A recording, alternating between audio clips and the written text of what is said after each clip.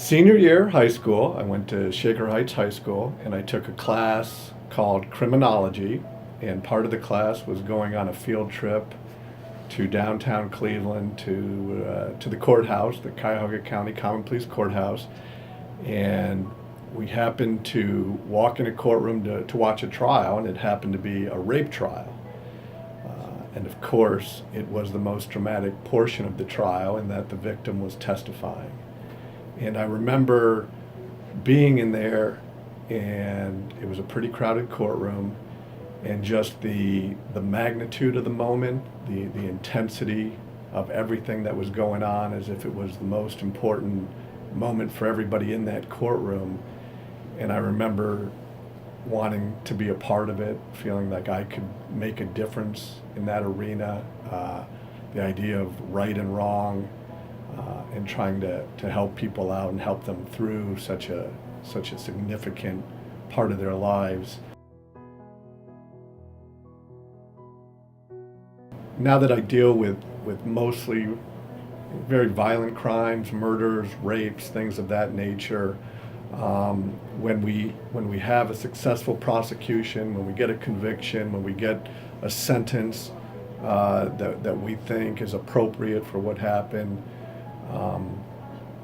dealing with the victim, or in the case of a murder, the victim's family, we've been with them for weeks, for months, seen the pain and the sadness in their face every day we deal with them, and there's usually that moment when the case comes to an end, when you see, it might not be a smile on their face, but you see a sense of relief, a sense of happiness because there's closure.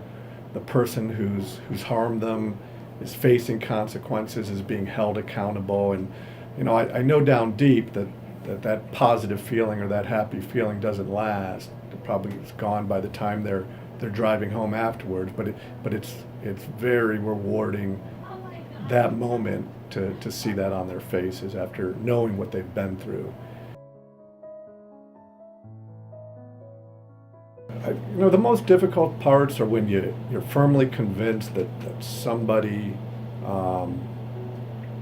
is guilty of a crime, but the evidence just isn't there. You have admissible evidence, you have things that are not admissible, that won't ever come into a courtroom.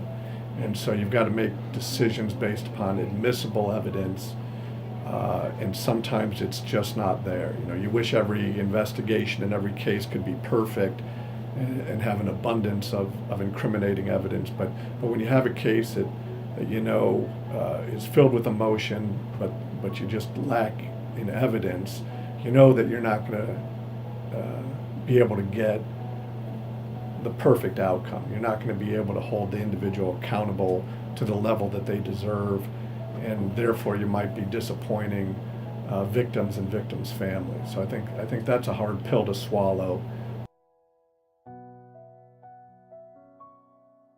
The case that is most meaningful to me is the prosecution of Keenan Ivory and the homicide of Officer Justin Weinbrenner.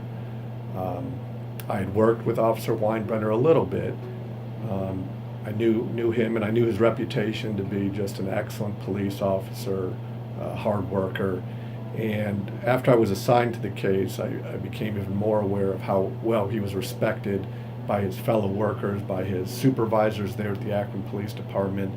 And on top of that, and maybe even more importantly, how well liked and loved he was by friends and family and people he came into contact with.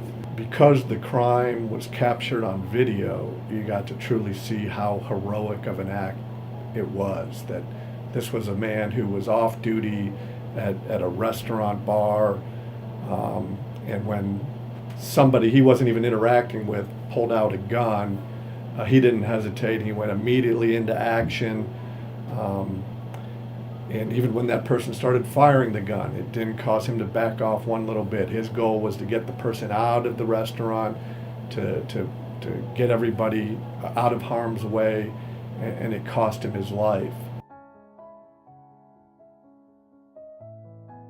My sense is that some people see prosecutors as having an agenda, as being very political, as being power hungry at times, or potentially, abusing that power. And we do have a lot of power. But having done this for, 20 some years, I can say that 99% of prosecutors are in this for the right reason. They're in it because they care about right and wrong. They care about justice. They care about victims. There can be a lot of gray areas, but I think prosecutors try to get it right.